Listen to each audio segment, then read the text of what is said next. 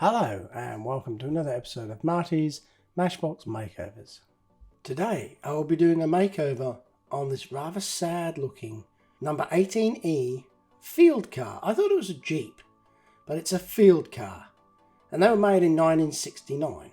It looks very similar to a Jeep to me, except the grille is different.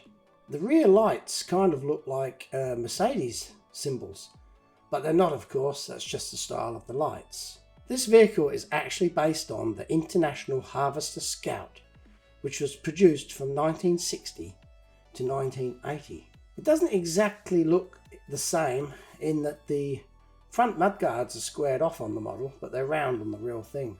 And the grille is also a rectangle on the real thing, but it's kind of an inverted parallelogram on this model. Apart from that, it's very similar. Let's have a closer look at it. There's that grille I'm talking about. Rather fancy. There's some nice details on here. Door handles and a fuel tank cap on the side there. Unusually, this one has got two wheels missing and one black and one grey. There you can see it's the number 18, and field car is written on the underside. Now this sticker here has a number 8 on it and is highlighted with yellow highlighter. That is not one of my stickers, so I'm unable to determine who sent me this. In fact, I may have even bought it at a garage sale many years ago and forgotten. It's got a plastic roof that looks quite fragile and has slight damage to the corner where it's been dropped.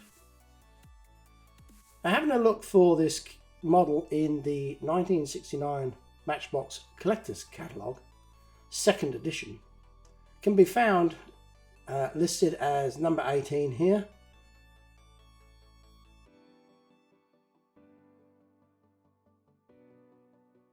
The field car with auto steer and a tow hook, that's what those symbols mean. You can see there the picture shows the wheels are turning. And it says it's 67mm long.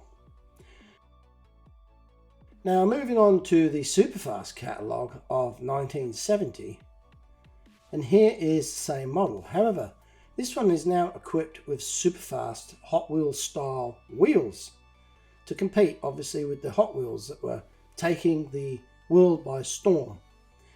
Unfortunately, I don't think that the Whiz wheels were compatible with auto steer, so it is not listed in the catalogue as having auto steer. Also, a little bit longer, according to the book, 68mm. Seems a bit odd, 1mm difference.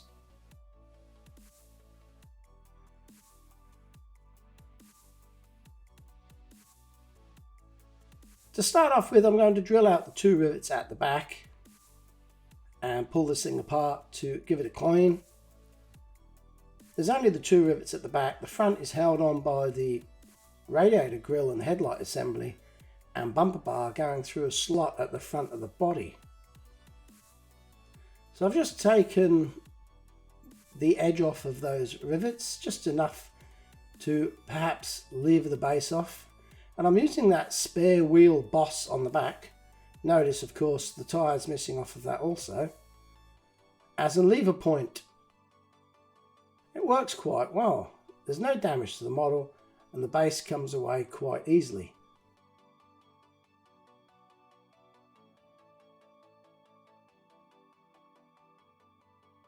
Taking out the interior, as would be expected, it's quite grubby. That's because the windows are open. There's no sort of transparency in there to keep the dirt out.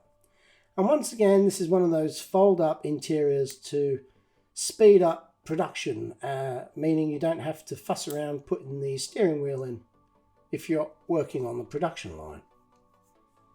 The roof's held on with one plastic rivet through a cross member in the roof.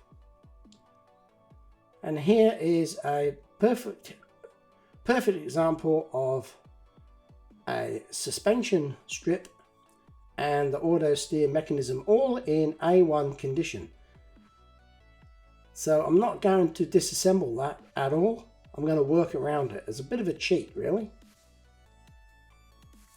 But I do like to show different ways of getting things done.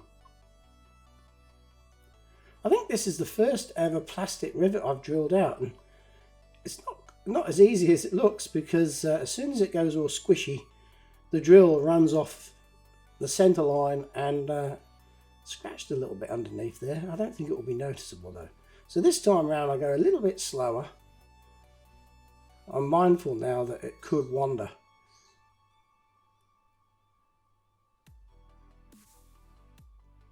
But mission accomplished. The roof comes off just with a little nudge there to reveal the crossmember supports underneath the plastic roof. Plastic roof, very weak. It's held on with these two little tabs at the back that engage in grooves, and the rivet in the roof, of course. This roof has been pushed down a little bit. You can see that it's kind of flattened, and there's stress marks on the corners showing that it's been stamped on or trodden on whilst a parent made their way down a dimly lit hallway in the middle of the night to answer a call of nature, and stood on this car right in the middle of the hallway. I think you know what I'm talking about. We've all done it. Same with Lego. I'm going to have to fix that corner post too. It's completely missing, and always makes a little bit nervous when I know I've got something like that to do, not knowing whether or not I'll be able to see the end of this model. Anyway, the paint I'm going to use today is the Tamiya Lemon Yellow. It's called Lemon Yellow, and here's a lemon to compare the colour. It's not exactly the same as a lemon, or my lemons anyway, but close enough. The actual model seems a slightly different shade. This yellow from Tamiya looks a little bit bright, and sort of a dark yellow almost. Bright dark yellow, if that makes sense. It doesn't really, but I think I know what I'm talking about, even if you don't. So what I'm going to do is add a little bit of white to dumb it down a bit, and possibly a little bit of grey also.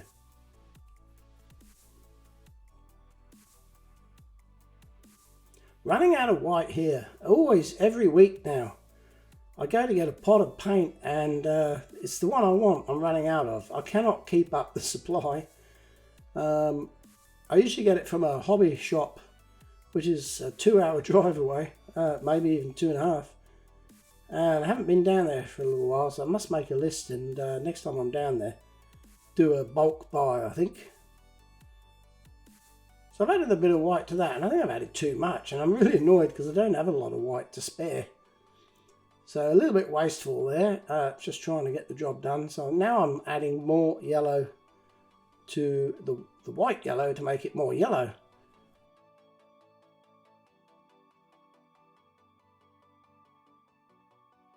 Always just doing it by eye as well. You need good light for this. Now, even now I'm thinking it's not as it should be. I keep adding more yellow now to try and make it a little bit darker to match the shade of the model. I'm painting it on the top there because the top's been shielded from the elements all its life by the roof. So that's as good as you're going to get to the original colour. And I think my colour match is close, and I just put in 1 drop of green. And I'm happy with that. So that's what I'm going to go with.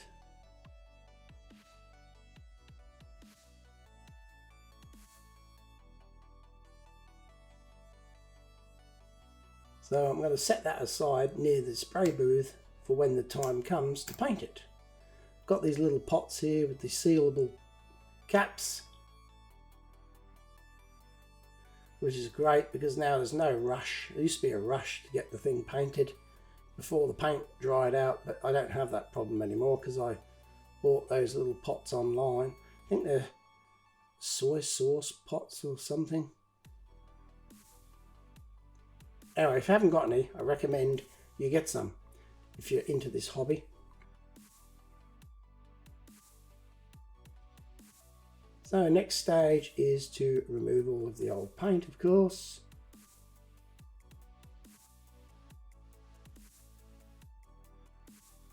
Very useful, that spare wheel storage thing on the back there. And hold it with the hemostats there, the locking, what are they called again? Forceps.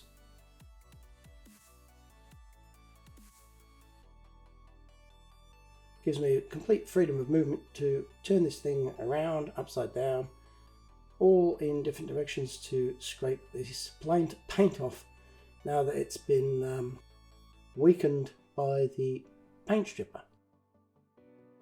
So once again now I'm looking at that roof. Seems broken on the right as well as on the left, or on the left as well as on the right, depending on which way you're looking at it. And the top is pushed down, like I say, somebody stood on it. So that's got to be hammered back into position. Otherwise I don't think the roof's going to fit properly. It was always a little bit iffy. It was like lifting up at the front. And I think this could be the reason why. So first up, I'm just putting it on some cardboard and hoping that the bit I'm hitting will make an indentation in the cardboard and move down, and the rest of it will stay where it is. It doesn't seem to have done much. So I don't have any thicker cardboard, so I come up with another idea. I'm going to bridge the bit I'm hitting with these two matchsticks and gently whack it down. If you can gently whack something, that is. I think it's more of a tap. There we go. Yeah, I can see slight improvement there. Always have to go the one extra tap. Don't know why, it's just me. Doesn't look any different, but I think it might have been worth it. The whole thing is slewed over to the left, so I just tap it a couple of times there to try and move it back, and it's a lot weaker than I thought. So there you can see there's one pillar missing, a pillar on the right hand side's missing, the one on the left is actually detached. So I'm going to have to fix that now.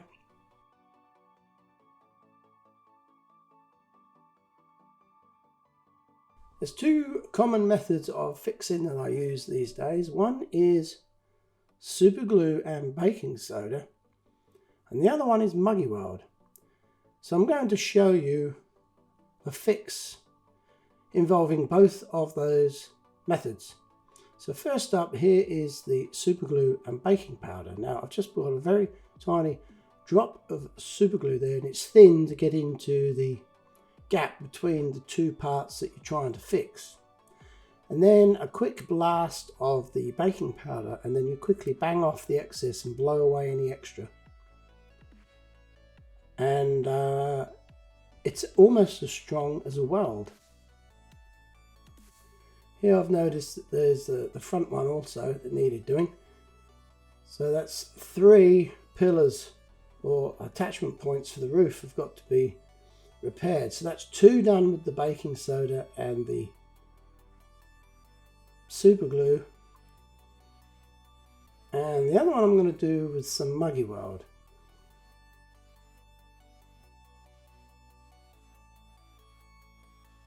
In the past I've used cotter pins to construct an A-pillar for a model car. They have that natural kind of flat side and rounded side that you see on a lot of the models, but this model's different. It's actually a very thin rectangle with all 4 sides flat.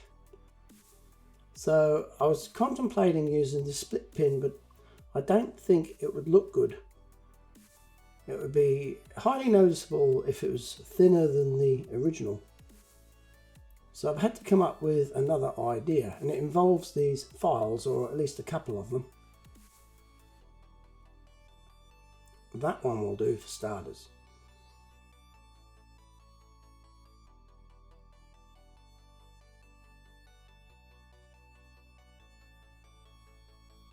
I'm going to file this flat and make a small piece of metal to go in there.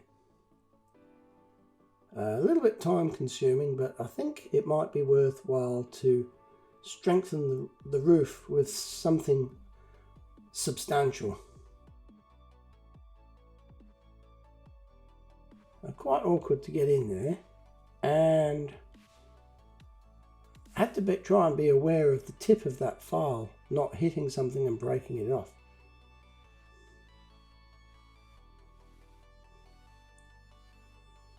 I'm using some other files here whilst I've got them out, just to wear down the excess superglue and baking powder compound so it's less noticeable.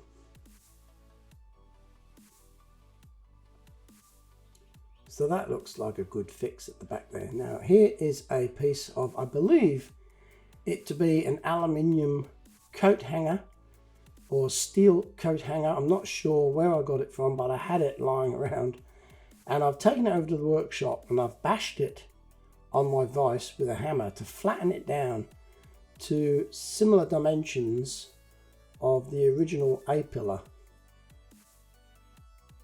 So that's where it's going to go in there. I just need to square it off a little bit and cut it to length, and both ends have got to be a slight angle as well. So here we go. I've laid it in position, and I'm just dabbing on a little bit of the Muggy Weld flux. Now the flux is the clue to using this product. It's a great indicator. When it goes dark brown, the temperature is right to apply the welding rod. So just about there, look, you can see it's gone dark brown, and I'm touching it and there's just enough heat there for a tiny little droplet of weld to separate from the rod and instantly cool down and bond that piece of metal to the other piece of metal. And it's really rigid too. It's brilliant stuff. I am a little bit nervous using it though, because the temperatures involved can melt these models. So you have to be quick. As soon as that heat happens, as soon as that flux changes colour, you've got to go for it. If you leave it any longer, you can melt the model. Also had a go at doing that top one, not so good, but I'm hoping that the roof, once it's fitted, will conceal that less than perfect fix, because the super glue and baking powder I felt wasn't suitable, so I replaced it with a little bit of weld. So now it's been undercoated, I can go ahead and paint it with this lovely subtly changed lemon yellow paint. Once again, I'm spraying the inside of the model first, just to check that the paint is of the correct thickness or viscosity to spray evenly through the spray gun. Looks not bad. First coat. Give it a second coat, wet coat, and then sit it up there. Try to get it to dry horizontally, or this is something I do these days. I try to park it so it's drying horizontally, so if there's any runs in the paint, it's kind of, well, to try and prevent runs, I should say.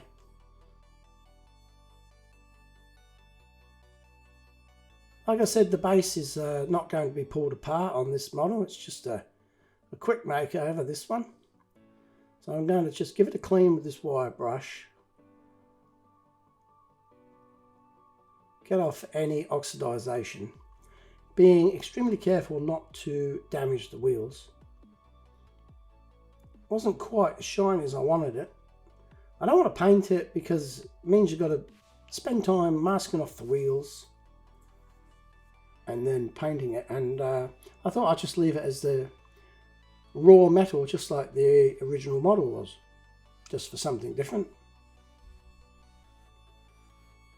Very difficult to polish them up. Now, I don't know what these look like when they came off the production line.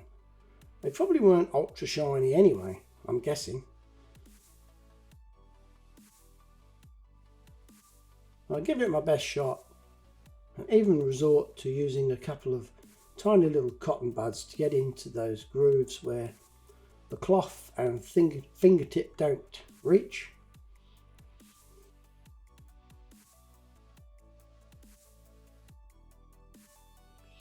And now I've got it clean and I've removed all of the metal polish residue. I'm going to give it a quick coat of the Tamiya clear coat just to try and prevent it from oxidizing in the future, so it looks shiny for as long as possible. It's all a little bit different, this makeover. I'm kind of doing a lot of things I wouldn't normally do. Like this, for example.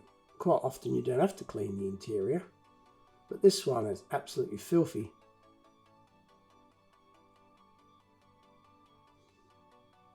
A little bit of washing up soap there. Dishwashing soap. The canopy, don't quite know what I can do with that. It is what it is. I can't alter its colour, and it's got sort of stress cracks in it. Not cracks, but stress points where the colour's gone a little bit paler than the overall brick red brown.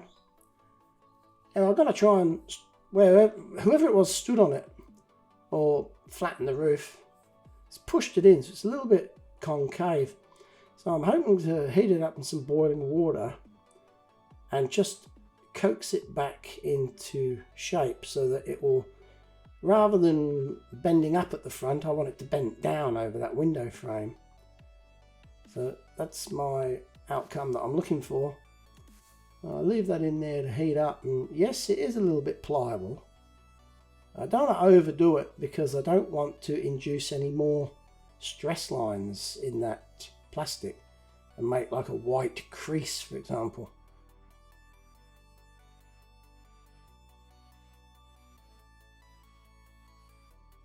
Very subtle difference there. There is a change, and a test fit does not look good. It is still sitting up, even though that rivet is going to go through the hole, because I've changed the shape of the skeleton of the roof. It's now highlighted the fact that that canopy is a little bit wonky. So I have to do a little bit more work on that. And now moving on, I've got to find some tyres. This vehicle only came with 2 tyres, one grey, one black. Apparently, if these have green wheels on them, get a load of this. This one's got red wheels. If you got one with green wheels, they're worth like $2,000. So keep your eye out for one of those. This little field car with green wheels, and you can buy yourself a real one. I've got so many tyres. I really do need to put them in separate boxes because they're all mixed up together, and I'm resorting to removing the ones I don't want to leave the ones I want, because it's easier than finding the ones I want. And the reason for that is, look how many different sizes there are. There's 1, 2, 3, 4, 5, 6, 7, 8, 9, 10, 11, 12, 13, 14, 15, 16, 17, 18 different sizes of tyre, which is crazy. And that's probably not even one of everything that the Matchbox bought out. So yeah, it's quite difficult to find the exact right tyres. I do my best. I've got 5 here to choose from. Well, actually, no, I need 5, so I haven't got any extras. That one on the back looks good, and I'm hoping that that's a guide for the others. But unfortunately, the hubs are just a tiny amount too small for these tyres, or the tyres are a tiny amount too big for the hubs. And although they go on, they look good, they are quite loose. So I'm going to address that in a minute. But first off, I take them all off and give them a bit of a clean up, and then quick once over with the black tyre wash, just to try and make it look as good as possible at the end of the day. So this is how I'm going to attach these tyres to the rims to stop them falling off if you want to play with it. Just some of this Star Bond, and it's a kind of medium thickness. It's actually quite thick. Glue, thicker than I remember it. It could have thickened up in the pot, I suppose. I haven't used it for a couple of years, I guess. So I'm just putting a little bit on the top of this paint pot. Chuck that in the bin. I'm using a fresh toothpick to pick off a tiny little blob, and I've got to very carefully put a couple of blobs on each rim without getting any on the outer face, so you won't even know it's there. I think I've used black silicone once before. Today I'm using this Star Bond glue. Now there's a little bit of a squeegee come out there on the wheel, so I just take that off with a damp cotton bud, so not really an issue. There you can see how loose these tyres are. I mean, they're the right size, I'm sure, but over the time they've just become worn and loose. So to put the base on, because those rivets are so small, I can't possibly drill them out and put tiny little screws in there. So instead I've just filled the holes with a tiny dab of araldite, rapid araldite, and it should hold it firmly in place. Now here's a reminder of what we started with.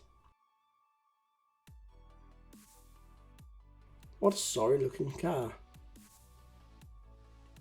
But after a couple of days of work and numerous hours and plenty of frustration, this is what it looks like now. And it's not perfect, but it looks good. And I hope I've showcased a couple of methods of repairing broken window frames, and maybe inspired you yourself to give it a go.